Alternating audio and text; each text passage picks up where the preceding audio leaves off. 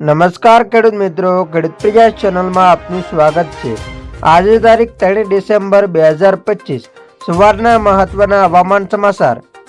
હાલમાં રાજસ્થાન પર એક ચક્રવાતી પરિભ્રમણ સિસ્ટમ સક્રિય થઈ છે। તેની અસરને કારણે ગુજરાતના હવામાનમાં ફેરફાર થઈ શકે છે અને ડિસેમ્બરની શરૂઆતમાં કમોસમી વરસાદ પડી શકે છે। આગામી દિવસોમાં ગુજરાતનું હવામાન કેવું રહેશે? ફરી એકવાર કમોસમી વરસાદની આગાહી કરવામાં આવી છે। અંબાલાલ પટેલે આ આગાહી કરી છે। 6 થી 8 ડિસેમ્બરની આસપાસ હવામાનમાં ફેરફાર થઈ શકે છે। આ ઉપરાંત 8 થી 18 ડિસેમ્બર દરમિયાન રાજ્યમાં માવઠું આવવાની શક્યતા છે। 27 અને 28 ડિસેમ્બરે રાજ્યમાં કડકડતી ઠંડીનો અનુભવ થશે। તેથી જાન્યુઆરીની શરૂઆતમાં એક પશ્ચિમી વિક્ષેપ આવવાનો છે, જેના કારણે 6 જાન્યુઆરી સુધીમાં ફરીથી વાદળછાયું વાતાવરણ રહેશે। તેમણે કહ્યું કે 18 થી 24 ડિસેમ્બર દરમિયાન એક મજબૂત પશ્ચિમી વિક્ષેપ આવશે અને બંગાળની ખાડીમાં આ ટ્રફમાં ડિપ્રેશન બનશે।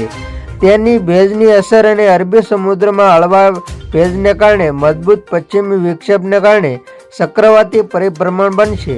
તેથી ડિસેમ્બરના મધ્યમાં ગુજરાતમાં ફરી ઠંડીનું મોજું ફરી વળશે।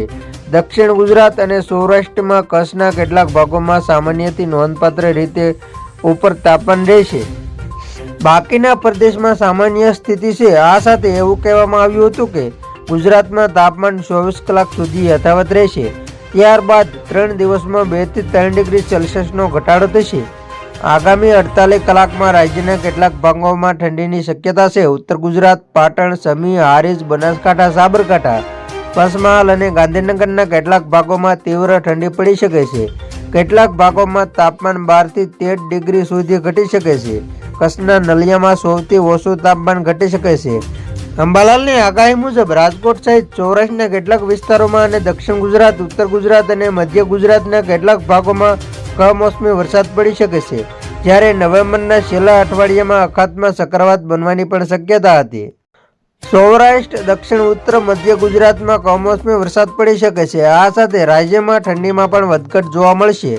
તો ખેડૂત મિત્રો, આ હતા સવારના મહત્વના હવામાન સમાચાર। ફરી વખત મળીશું નવી અપડેટ સાથે। ત્યાં સુધી જોતા રહેજો ખેડૂત પ્રિયા યુટ્યુબ ચેનલ।